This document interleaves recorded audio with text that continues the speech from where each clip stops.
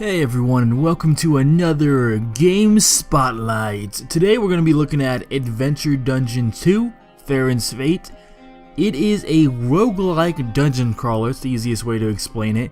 I can't imagine that there's maybe like very small subgenres, but the main focus is roguelike dungeon crawler. It is very similar, and a lot of the inspiration comes, the developer has mentioned this on his Twitter and has before. A lot of his inspiration comes from The Binding of Isaac. It's a very, Binding of Isaac is a very good game. So I would say that it is great to get inspiration from a highly successful game, which is kind of what this, the whole vibe of the game comes from. But I feel like there's also a little bit of the little Necrodancer in there, because how the shops are set up in game, because it's very similar. There's shops and there's bosses and there's regular rooms that have chests and enemies that you fight. The shops are kind of set up where there's always 3 items, as far as I know, and they cost a certain amount of gold. There's no like shopkeep in there, but it's just kind of like you walk into a room, there's 3 items, and they all cost money.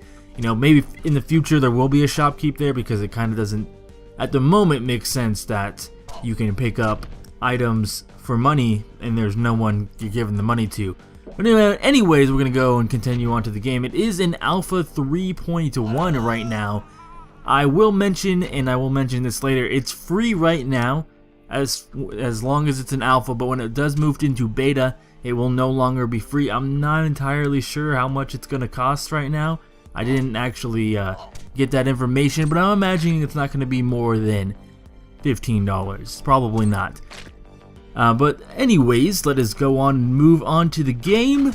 How does it play? I mean, unlike Binding of Isaac, where you always used ranged attacks unless you're using Mob's Knife or something of the like, it's a melee. It's mainly melee focused. There is magic ranged attacks you can get, like the slingshot, or I believe I came across a boomerang and possibly some other things for ranged magic attacks. It's not always ranged magic attacks. Sometimes you can get just a book that buffs you, or something that prevents you from taking damage, like similar items in Binding of Isaac, like Book of Belial and Book of Invincibility.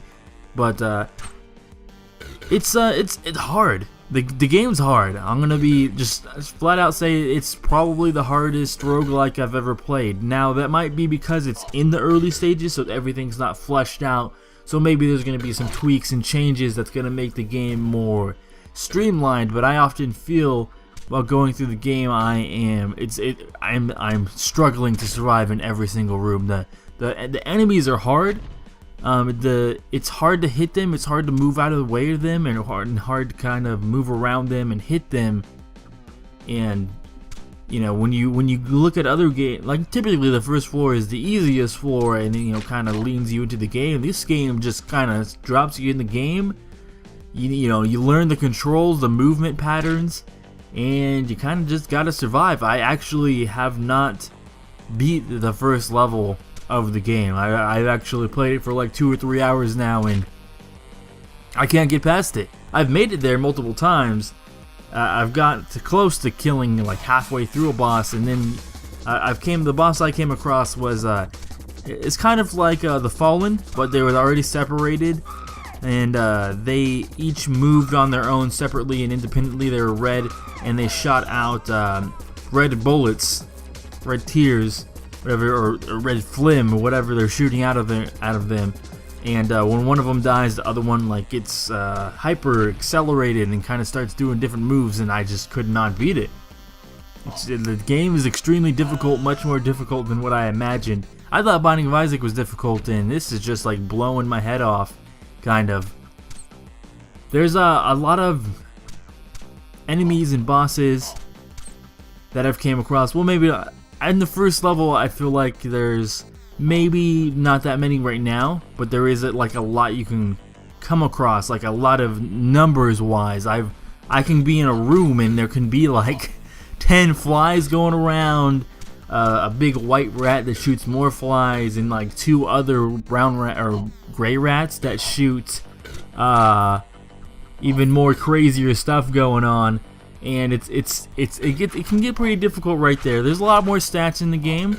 Unlike Binding of Isaac, there's 6, I believe. This has like over 10. There's like There's the typical ones like speed, let me think, luck, health, magic,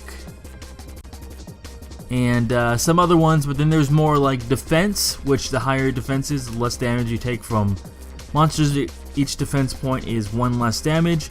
There is a different luck stat. There's crits, the crits in the game.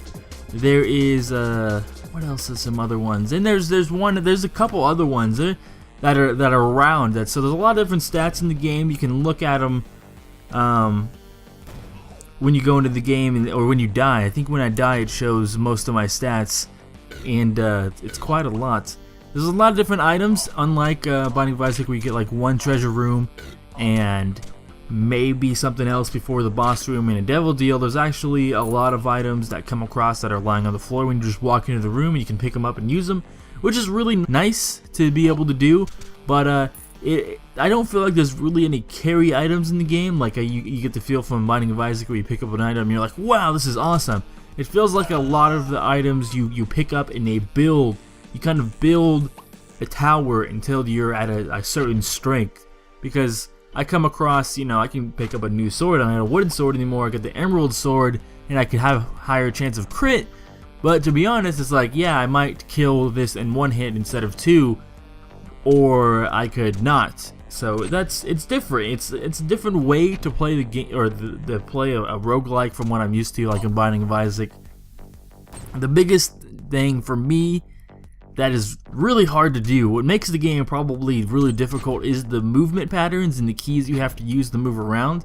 Now I'm fine with like the regular, up, down, left, right, but there's certain things you can do, like if you hold shift and you move, you will continue facing that direction, and when you're hitting spacebar or attack, you'll only swing in that direction. And then you can stop, you can press, I believe it's control, and you can pivot around in that spot. So if I move in the middle of something, of 2 enemies, 1 on each side, and they're coming towards me, I can switch back and forth with the arrow keys and the pivoting, and keep both of them from hitting me, which is it's really convoluted. Maybe if I became better at the movements, I would actually beat the boss.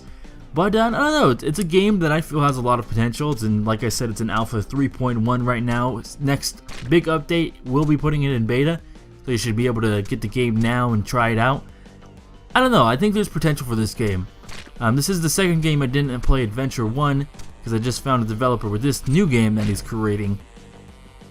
So we'll have to see where it goes. I'll definitely be doing more updates on this game if they are big and I am very interested in making a video about them. But anyways, if you guys enjoyed the game, I will be having the Twitter of the developer in the description. I'll also be linking to the developer's website where you can directly download the game right now. I believe it's in Alpha 3.2, but I have Alpha 3.1 right now. So you'll be able to get a little bit more updated version. For me, it's probably just a couple hotfixes and things of that like. Other than that, I think that's about it. And thank you guys for watching this video, and I'll see you guys next time.